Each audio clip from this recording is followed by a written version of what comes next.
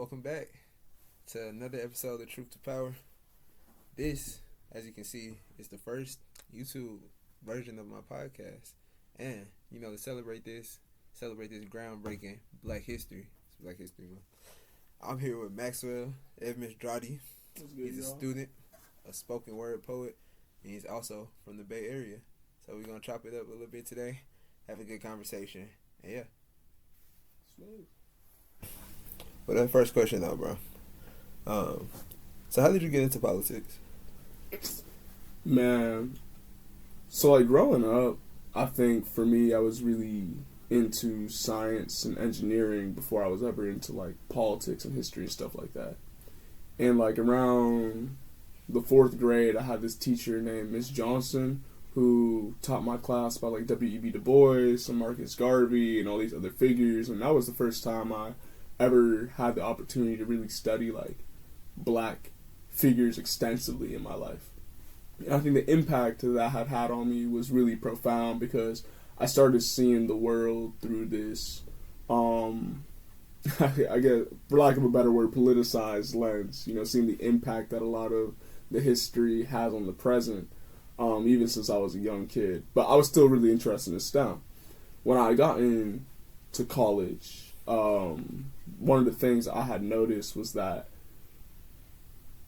despite all the progress we had made, like as a people, as a society, there still isn't a lot of black people in areas like tech and in these industries. And I started really thinking about that heavily, like how can we get more people into the door? How can we get more people here?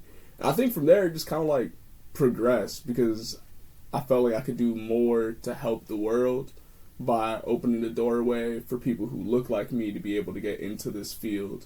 I just found I was a lot more passionate about that. And I think like a lot of other black people, like what happened with George Floyd is really the moment that I think some people call it like radicalizing. I don't really think it's like radical to say that I believe my people have an unequivocal right to, live and breathe just like everybody else, but I know that everyone else likes to use that word. So I'm going to say that's the moment that really radicalized me and opened my eyes to the fact that the world still needs a lot more changing. And so I think pursuing politics was kind of my way of trying to support my community by enabling us to be able to keep moving forward. So the other people who come after me are people who are interested in things like STEM or pursuing their dreams can, and they have the opportunity to. Sure. It's a great path. That's a righteous way, looking at it for like in terms of it being like your major, like looking at it in terms of what you can do for your community, because it's college. I don't know. I feel like this far has been like resources, like proximity to resources for real. Like that's the best way of putting it. But using that and leveraging it for your people, that's like a righteous cause, bro. Because like I be thinking, man, sometimes like revisit this in April and you did that midterm. And, finals coming up, and you just like, dang. But you're really doing it for your people at the end of the day. This is a little bit more of like a background type of thing in terms of shaping your perspective. But how has the Bay Area influenced your participation in the black community? Man, that's a really good question. Anyone who knows anything about the Bay probably knows that we are really black, Latino, and Asian. Like that was a lot of my childhood growing up was going to like black, Latino, Asian schools. I'm from Richmond, which is 44% Latino, 45% black, and Antioch, which is where my family moved to when I was like 14, 15, is also heavily black and Latino. So it's like I think the way that's really shaped my participation in the community is really just being able to see that the impacts that history has on the present.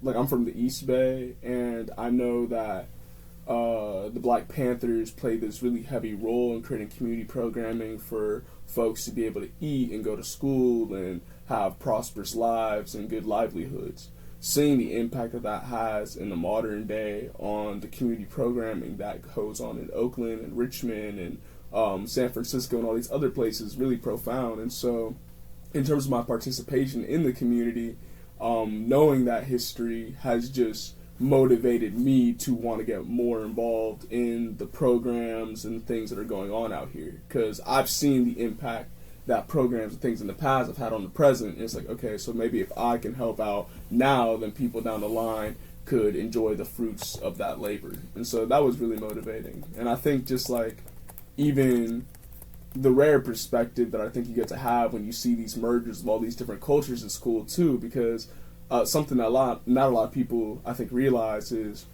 the help and the work that we put into helping out our own village, our own community, our own tribe also actually benefits other tribes and other communities. Yeah, like you said, like 45%. What you said? 45% black, 44% Latino. Yeah. Like in St. Louis, it's like that, but like with black and white people, and then like the other groups are just like smaller minorities. So I don't know, like that framing, like the whole way that like I've even been taught to like participate with like the culture as opposed to like how you've been able to like integrate with like the physical like geographical culture. Is like, damn, it's only like kind of like this real tense ass energy between black and white folk. It's like very old, like from the 1800s Lewis and Clark shit. So like yeah, it's a crazy like contrast to like being a different dynamic though. But I would say like that community is definitely like real out here though. Like yeah, it's beautiful, man. And I think it's like, I actually like that you said that, because that's a conversation I have with a lot of people here. Is you know, like you come out this way and they see like this like huge myriad and diverse amounts of people, and it's like, damn.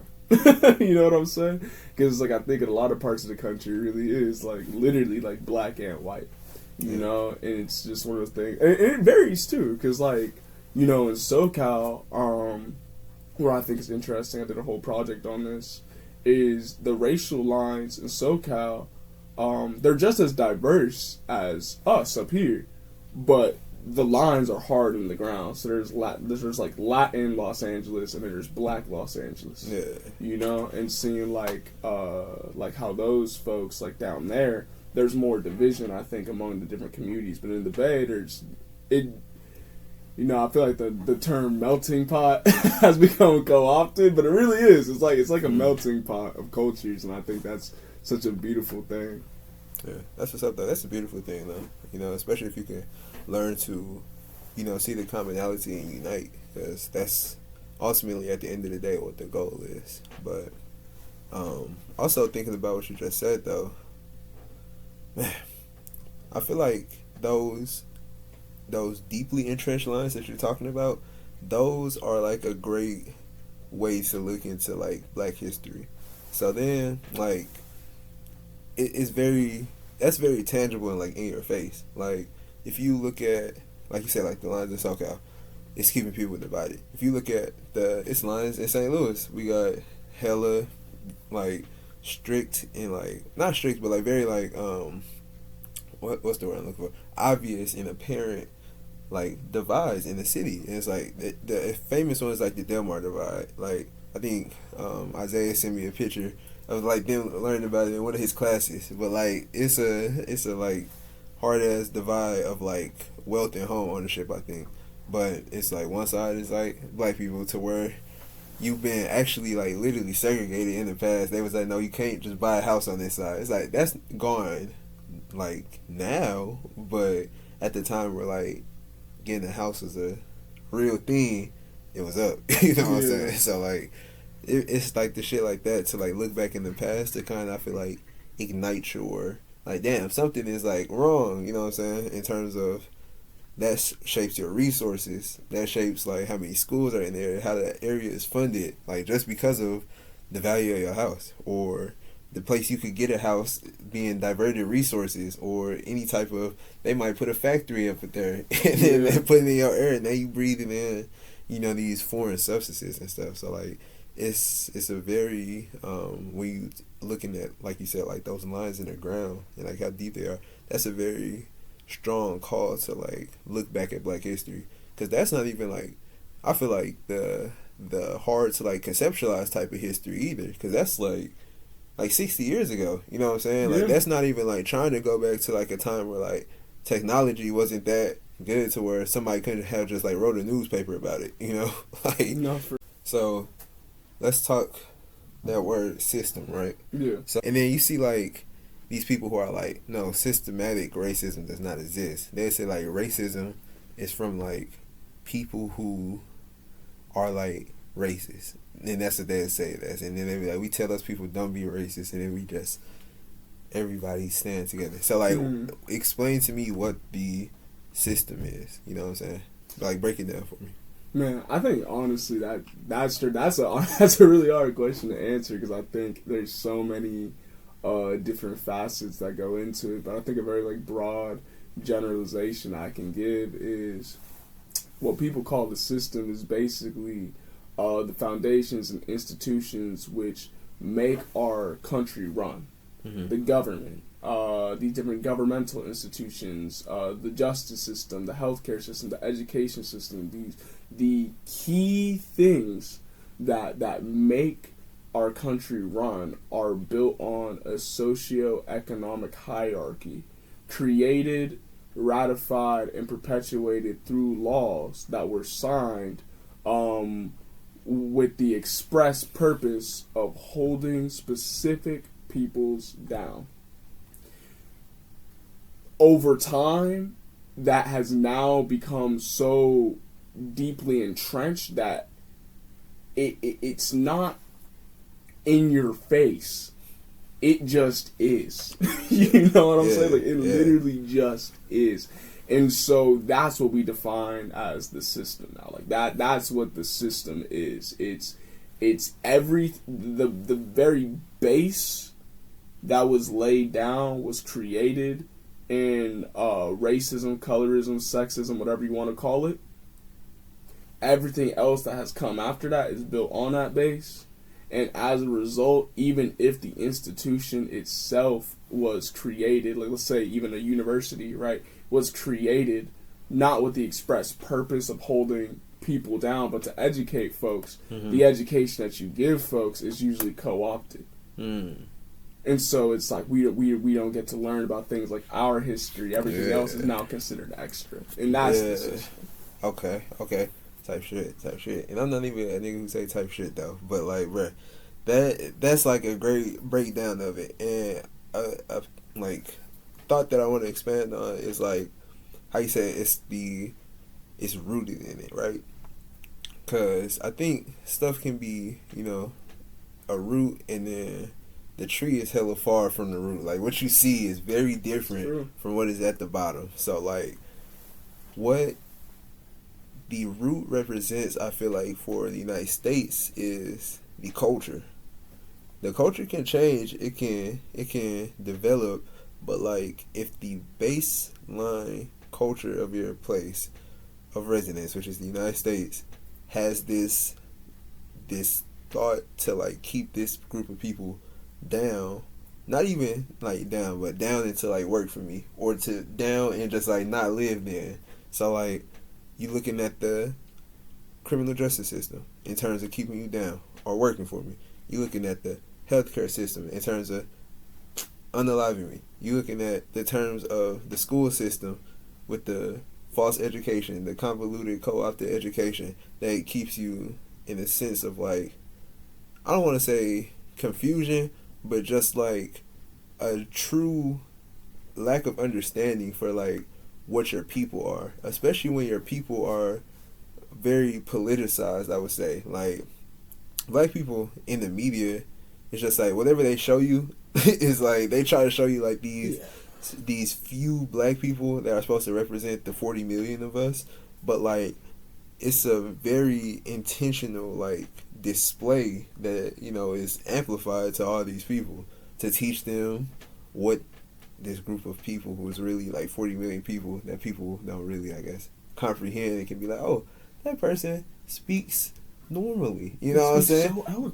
but they wouldn't recognize that that's like not an outlier because they only see, you know, like 8 black people on a 10 TV channels that they watch a day. You know what I'm saying? So like I always think about like people with like influence, people like with a large reach, they tend to like have like a an amplifying effect in terms of like what a general people that pull around them will like believe. So it's like if you are amplifying, like you said, racialized stereotypes, like that pastor saying that he gonna cross the street, somebody consuming that content, and it's going in their brain. It's not like leaving. Like they did hear it, you know what I'm saying? They temporal lobe did work and process that information, but like they just gonna go on about their day because you just swipe, go on to the next thing that you see. Now you gotta pick up the kids from work or whatever. Yeah. I said from work, from school. But you know what I'm saying?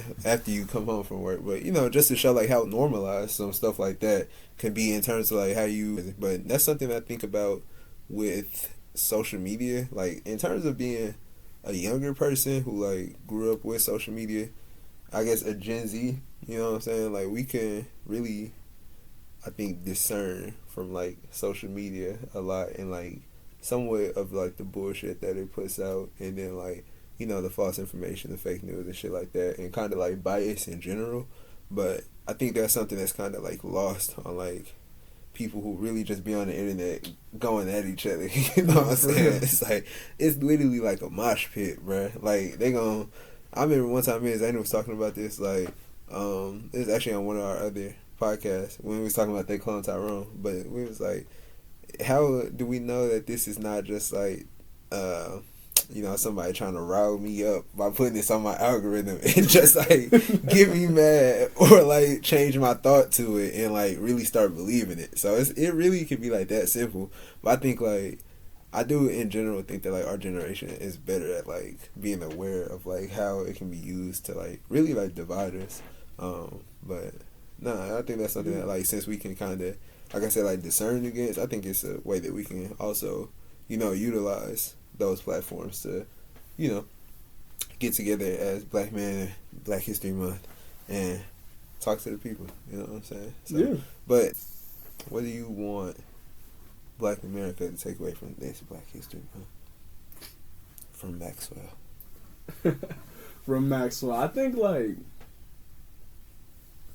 really what I would say is, really take the time to just be happy for what we got. But also not give in and just keep pushing because there's still more that we deserve. I remember we had a toast the other day at my friend's apartment. It's a Black History Month, and I said we made it That's from real? Yeah, we made it to I said we made it from the plantations to college, man. We made it from plantations to college. Yeah. I think it's like being able to enjoy that, but also saying to yourself, and there's still more work that needs to be done. Facts. Facts. So yeah. But that's a good message though. But the people got it, so I like it. But transitioning a little bit though, talking about that work, that still needs to be done. What's the most ambitious thing that you will accomplish for the Black community in the next, in the future? Ooh. I think just because I think the most ambitious thing that I could possibly do for my community is just not give up, not sell out, and just keep the fight going. Like, I think that's the most ambitious thing, because I think the issue with a lot of movement work, and this goes for any form of movement work, I don't care if it's for Black people, brown people, LGBTQ plus, both or all three, like anything that has to do with people is you get tired, and you get tired of being tired, and then you just give up. And the most ambitious thing that I want to accomplish in 10 years is still be able to say that I'm still fighting, I'm still going, I'm still creating programs, I'm still helping kids, I'm still helping the youth. That's the most ambitious thing that I want to be able to accomplish, to be able to overcome what they call burnout, right? Yeah. Overcome burnout. I don't ever want to succumb to that feeling of tiredness. Get into that college conversation a little bit more.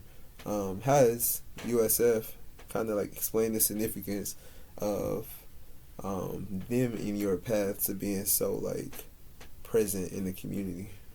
Yeah, I think actually like that's yeah, like USF is very interesting.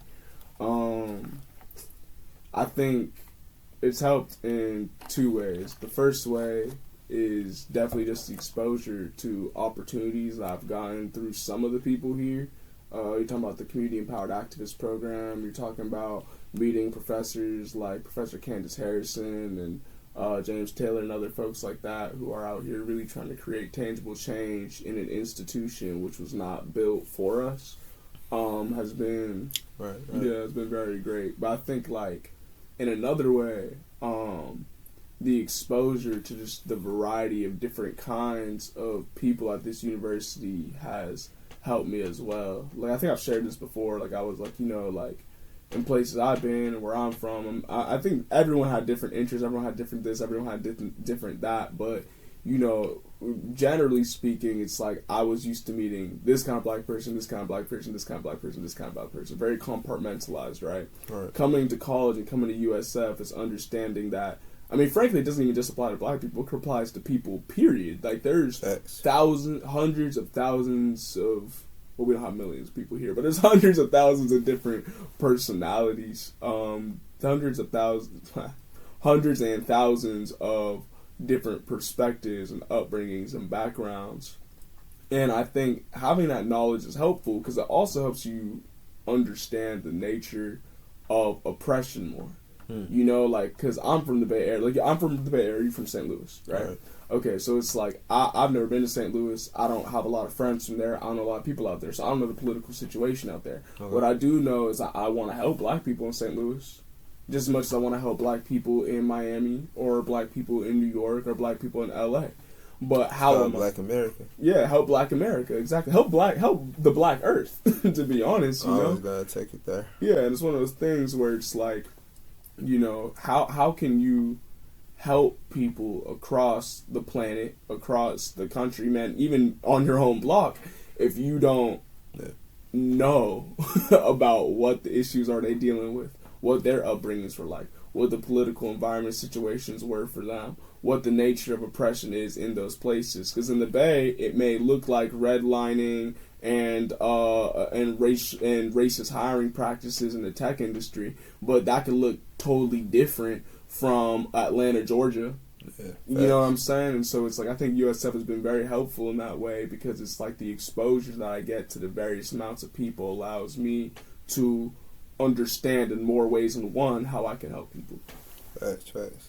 Yeah, that's one thing. I don't know, looking at, like, I guess USF in terms of like my way of like really viewing things, like it was I don't know, I feel like a very eye-opening path to like the way that like I view just like really like I don't know, like my outlook, like to be like very humanitarian focused is like I went to Kenya, so I was able to like see blackness differently, and then came here and then like was able to engage with like you said, all these other black people from all these other places, and then really all these people from all these other places too, and then went on the immersion trip and then had like the historical side behind it too, and then, you know, looking at like a little bit back in Black history, but like looking at like, you know, like Fred Hampton and like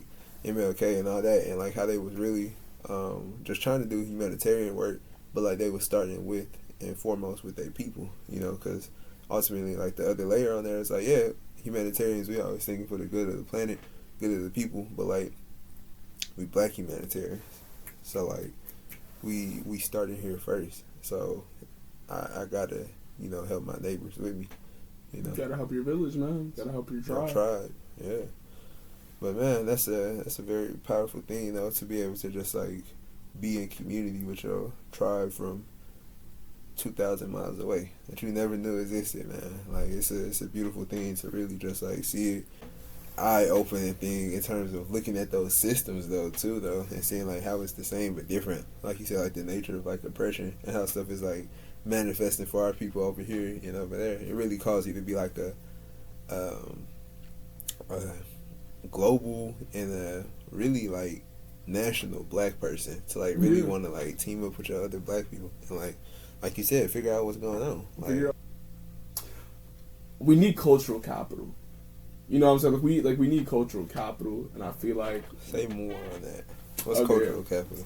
Okay, so cultural capital. I don't know if this is an actual term. I'm using it though. It's a term. I'm not going. I feel like it'd be weird if I said I came up with it, but yeah, I came up with it. You know, like, hey man, take your credit. Yeah, I don't know if it exists in other places, but here's how I define cultural capital. Cultural capital is the amount of access to resources, opportunity, and property and land that people have in the United States, or honestly, it could be anywhere. To be real, but in the context of the United States, it's just capital that belongs to a specific cultural group. Yeah, exactly. Our cultural group being black people, right? Yeah, that makes sense to me. But one way that like I could kind of, I thought you were gonna go with it in terms of like it being like cultural capital. It's like things like the NBA. Music, hold on, my fault. Like stuff like that, because it's like those streams like exist of like stuff that we already like be making. Well, I'm not gonna say we, because you know, like if it was we, it wouldn't have been. You know, we won't be in the situation. Yeah. But like people who are making revenue streams and then generating capital from it off like a cultural thing. You know? That's a huge part of it, actually. That actually factors a lot into the equation, because cultural capital is also the ownership of like culture. You know what I'm saying? Like a literal, just like a monetary slice of culture. You know what I'm saying? Yeah. Like how much money do a bunch of black people spread across 30 teams that play for a gold trophy in June? You know, make for the country. Yeah. It's like we don't have a lot of ownership over even our own culture, because it's like you think about rap, you think about jazz. I mean, I'm not gonna call any specific places, but yeah, you think about rap, you think about jazz, you think about things like that. It's like, are we really in control of this industry, which is built upon something that we created? I don't think we are, personally. Like, it's kind of the analogy of a dog. De La Soul right now. Yeah, look at a De La Soul record right now. It's like we think about the dog wagging its tail, right? Well, now it kind of feels like the tail wagging the dog, doesn't it? like don't it really? Yeah, don't it really though? It's like it feels like the tail's wagging the dog, because it's like the majority of the consumers of hip hop aren't our people. The majority of people who create hip hop are our people, but the majority of the creators don't own their masters. They don't own any of that. The boards that run those companies are usually not consisted of our folks. Yeah. And then you think about the perpetuation of the messaging in hip-hop and other music forms in today, it's to match a market interest. That's how business works. You know what I'm saying? Yeah. What's going to sell the most? What's going to make the most money? Because if it wasn't making money, I can guarantee that black person would not be rich and famous. Yeah. That black person right there would not be rich and famous if these non-black people didn't think that it was gonna make them some money. So like that's like when you think about like the majority of black music though, the majority of what we talk about is like love. We talk about love. We talk about community. We talk about spending time together. We talk about fun in the sun. We talk about good food. We talk about breakups. We talk about sadness. We talk about depression. We talk about losing friends, losing lovers, losing family. That's the majority of what we talk about. Now, what's the majority of what people listen to is very different. You know what I'm saying? And it's usually people from outside of our community. It's like what's the majority of what's being perpetuated on the radio waves? You know what I'm saying? Like love don't sell. You know what I'm saying? Like that's the reality that they've tried to create for us now. That love don't sell. And so we don't get to see our faces talking about the positive things that we be talking about, because what record companies and other folks and people who own our culture, who are profiting off of our culture, are trying to sell is a negative message. Yeah. Because it helps people who aren't from that life live a life and imagine. And it's sickening. Honestly, it's not cool. Who are taking in from interacting with our culture, tying it back into what you said with like cultural capital.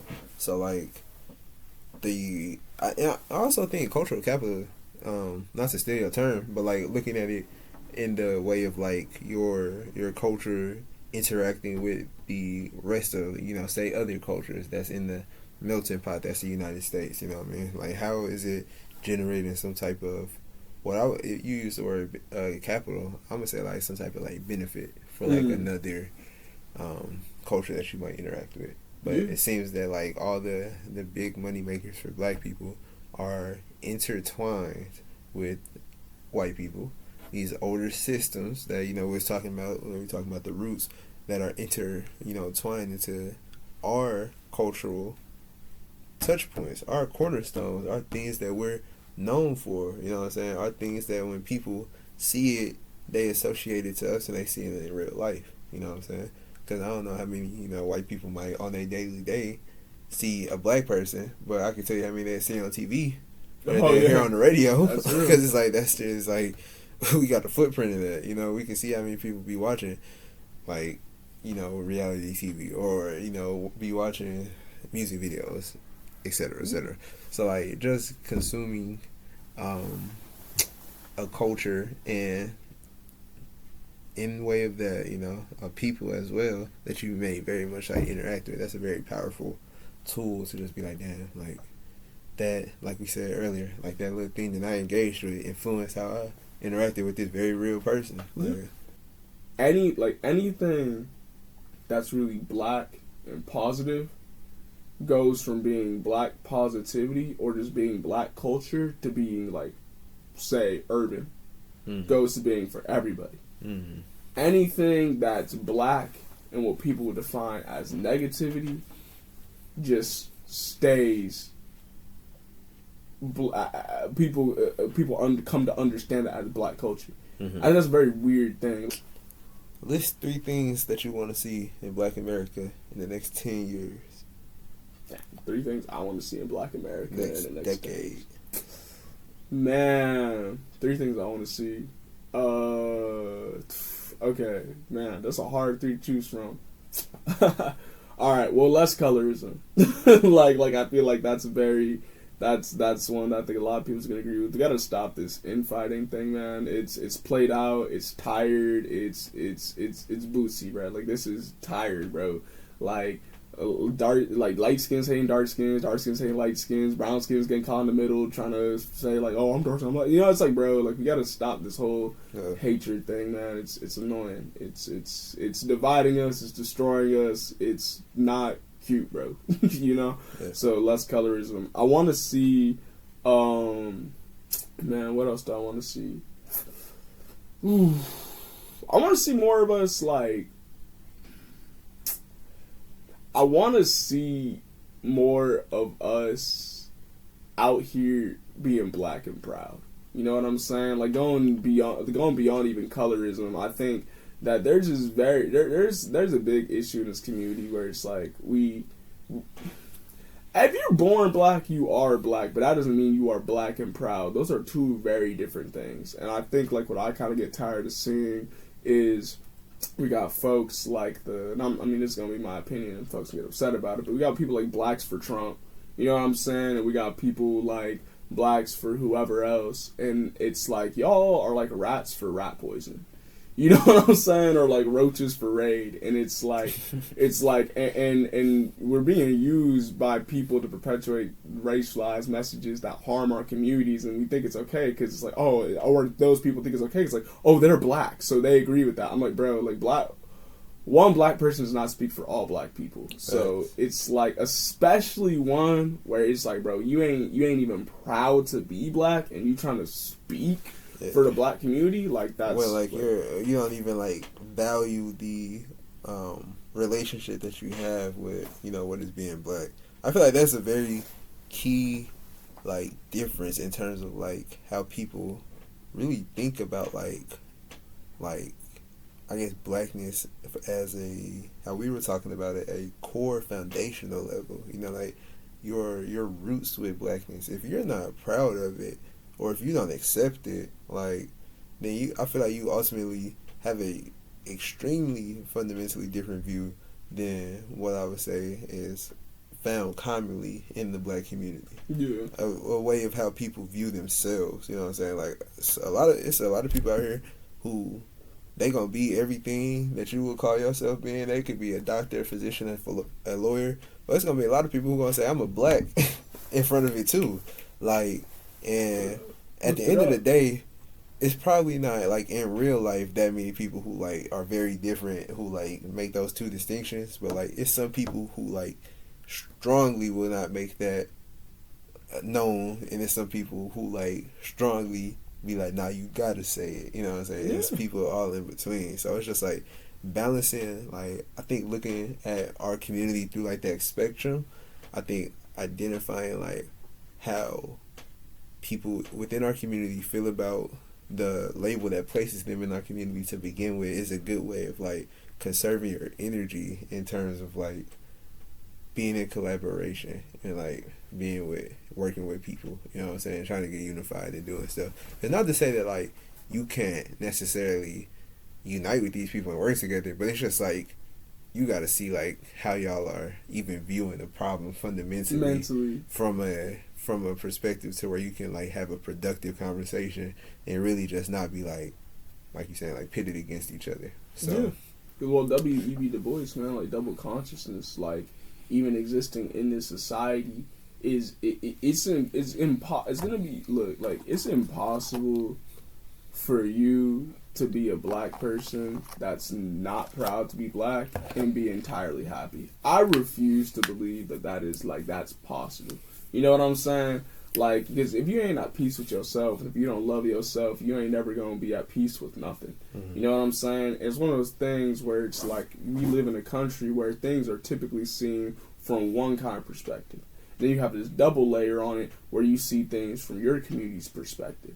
But then you also, I'm going to go ahead and take it further. There's triple consciousness, man. There's your own self-awareness. You know what I'm saying? So it's like even taking away, like even beyond that layer of this majority whatever perspective, this minority perspective, there is your perspective of yourself. And if you are not proud of yourself, or you're not proud of who you are, then you cannot operate in this country where there's about 10 billion different kinds of people. Yeah. You know what I'm saying? And I think a lot of times people conflate being proud to be black with only enjoying or loving things that are associated with blackness. Yeah. It's like, bro, it's not the same thing. It's not the same. Play the violin. I don't care. You know what I'm saying? Like you can be proud of black and play the violin. You can be proud of black and play golf, or proud of black and do anything. You can do anything that anybody with a different label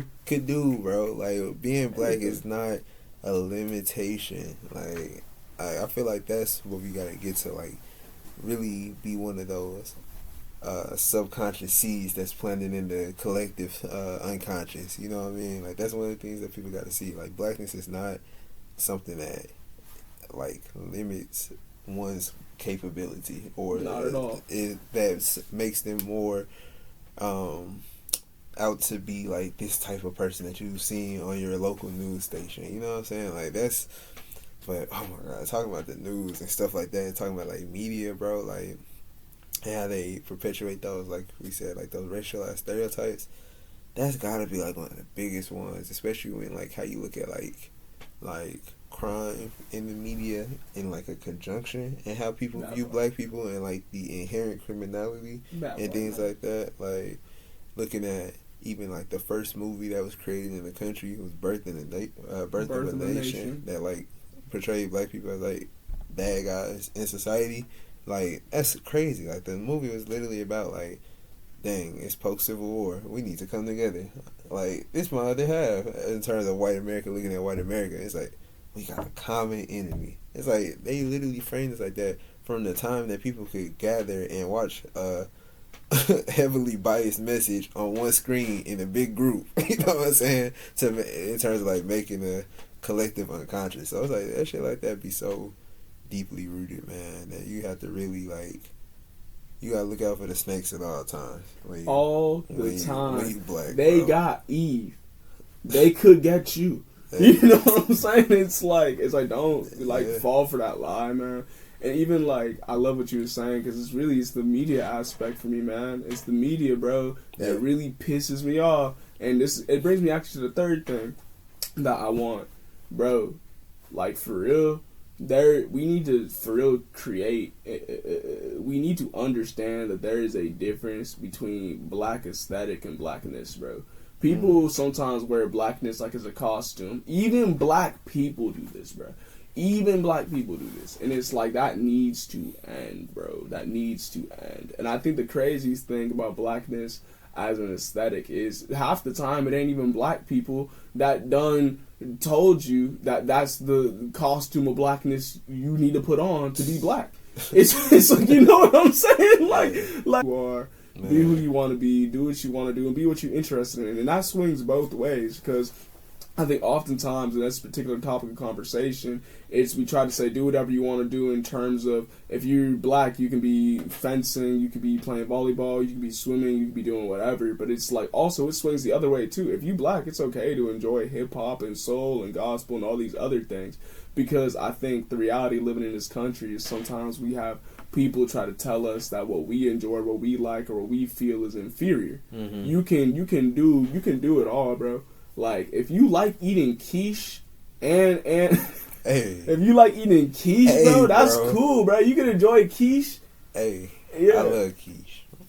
He loves quiche, and he loves quiche. You know what I'm saying? It's like, you could enjoy. We can't be letting people, especially people who don't look like us, co-opt us and trick us and manipulate us, or allow their perspectives of us to make us act a different kind of way than how we want to act. And also, to go even further than that, you shouldn't allow people who look like you either to do that, because as he was saying, there's snakes, man. Yeah. There's snakes out here. So it's like, you should just do whatever it is that you want to do. Don't let somebody else try to tell you who you're supposed to be. And so that's what I want to see too, like the end of that. The end of putting on blackness as a costume. The end of that. I mean, no, you can still get your black card snatched for some things. Like, to be that's like a little game. I feel like we play, bro. Like, yeah. I feel like that at the bare minimum, like in real life, when we be like, I'm gonna take your black card. That's what it be, bro. It's like a little game. It's like can't nobody take your blackness. Yeah, like, no one can take away your blackness. But like, if you haven't seen Friday though, like, we gonna tease you. You gonna get messed with. Like, the media kind of had this, when the whole George Floyd situation happened, the media had like this influence on you, and say it had like some type of, like shockwave effect, you know, it affected you differently. So I was thinking about this for like a minute, like, you know, the whole Black Lives Matter thing was happening like when we were like younger, so like middle school, a little bit of elementary school, right? And I've always been trying to like think about like how that whole movement made me felt, but like I feel like I was always like too young to kind of look at it like for like what it was. But now looking at like a retrospect, I do think that like those were really like pivotal moments in terms of like how black men specifically view their relationship to like the United States and then to their community, because like it literally, in terms of like what it showed on like the bigger scale, was just like a black man losing his life, and then if you were looking at like quarantine or whatever, everybody just inside like literally watching it, and it's just like normal, like people going to like the news stations every day and like clocking in and making money off of talking about and showing a black man dying, and all the people who are screaming angrily at each other about it on the stuff on your phone. And it's like, that's all generated from the initial source that was somebody that checks the same two boxes as you on a application is no longer breathing. And it's a cultural dialogue. So it's like, I feel like that has a very strong impact on like black men who like saw that, and then like you said, like that was your moment. And like, if anybody's seen like Avengers Endgame, like it's like a little map where they like try to see where like Thanos snapped, so like track him down. It's like, oh, we see like this little boom of energy right here.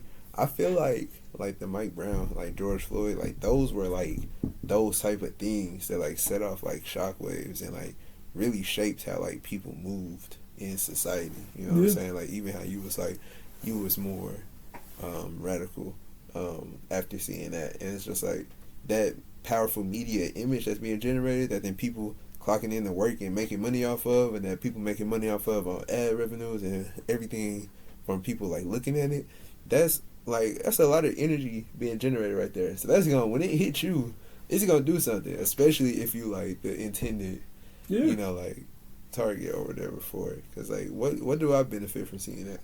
You get tired, man. Like, it's like, even like you said, like, yeah, like, what do I benefit from seeing that? You know what I'm saying? It's like, I think it hits you. It hits you in a way that I don't think it hits a lot of other people. Because, like, you think to yourself as a black guy, like, that could have been me. Mm-hmm. That for real could have been me. And you think about how that could have been you. And you think about how you may have even been caught up in situations like that. And you think about how little society actually cares. You know what I'm saying? This is cultural capital. It's a cultural interaction that you get in with a group of people that's generating money and being spread amongst all these people. So it's like, bro, like, what are you taking away from that at the end of the day? Yeah. White woman who may be watching a video of something bad happen to a black person, you know what I'm saying? Like, what are you taking away from that? Like, Latino man who was watching that video, you know what I'm saying? Like, all these people are interacting with this, like, big media. And it's, like, all taking away a very different, like, interaction and, like, I guess, subconscious thought that's going to come from it. Can you be pro-black and dead outside your race? This is going to ruffle some feathers. Yes, you can. Like, I think, personally, you can. I think a lot of black people are going to disagree with that opinion. I think a lot of people, period, is going to disagree with that opinion. I think you can, though, and here's why. I think that who you date and who you love and who you decide to get with and etc. is just that's your personal life, that's your private life, that's whatever. I think being pro-black goes beyond like just who you with, what etc. It's what you do for the community. It's what you do for the community. Because there's a whole heck of a lot of people out here with black women that ain't doing nothing for the community. There's a whole heck of a lot of people out here with non-black women that ain't doing nothing for the community. And so it's one of them things to me where it's like, I look at folks like Frederick Douglass, who's with a white woman. I look at folks like James Baldwin, who is screwing white boys and Latin boys and all this, while also messing with black folks and doing all this stuff for the community. And Cornel West, who's married to an Arabic woman who's out here doing work for the people. And I'm like, see, that's, like, you do work for the people, bro. That's what defines being pro-black. And it's like, you know, there's also other people doing work for the community that, like, aren't on that hue. I mean, Louis Farrakhan. You know what I'm saying? Like, he's not really with that. And, like, Fred, I don't know Fred Hampton. But, like, it's, you know, it's like Farrakhan and folks like that who aren't with that. But I think, like, sometimes as a community, what we get caught up in is going back to the idea of black aesthetic. We get caught up in, like, in aesthetic as opposed to, like, what are you actually doing, though? You know what I'm saying? You know, it's like I can own that, like, for sure, like, there's black men. I can acknowledge that there's black men out there who are dating outside of their race in order to escape their blackness. But I can also acknowledge that there are black men out there who are dating outside of their race where that's not necessarily what folks is doing. You know what I mean? As much as I can acknowledge that there's plenty of black men who are with black women who are out here actually doing work for the community, showing up for the community, doing stuff for the community, while also acknowledging there's a lot of black men with black women that ain't showing up for the community. At the end of the day, like, who you date, like, black family structures is important, but also your personal, your private life, and your love life is important as well. And I think as long as, like, if you ain't saying F black girls this, F black girls that, if you aren't getting with women who ain't black because you believe black women is inferior, as long as you're not doing none of that, and if you actually showing out and showing up for the community, no issues. And honestly, it goes the same thing for black guys and black girls. Because there's a lot, like I said, there's a lot of black guys and black girls who ain't doing nothing for the community. I don't care who your partner is. I care about where you at. Like, Sunday morning hits, folks is hungry in Oakland. Are you serving food? You have a position of power within your company, hiring, whatever, you know what I'm saying, starts up. Are you going to put in a recommendation for that brother who came in who meets all the qualifications for the job? It's like, folks, the literacy rates in Richmond, Atlanta, wherever else is dropping. Are you going to go and are you going to read to them kids? That's what I think makes you pro-black. And so that's my answer to that. Right. Appreciate you doing this for me, man. I Had a love great you. conversation, bro. So yeah, that was another episode of Truth to Power. First video edition, man. We're making Black history. It's Black History Month, bro. All love, all love. Yes, sir. Peace.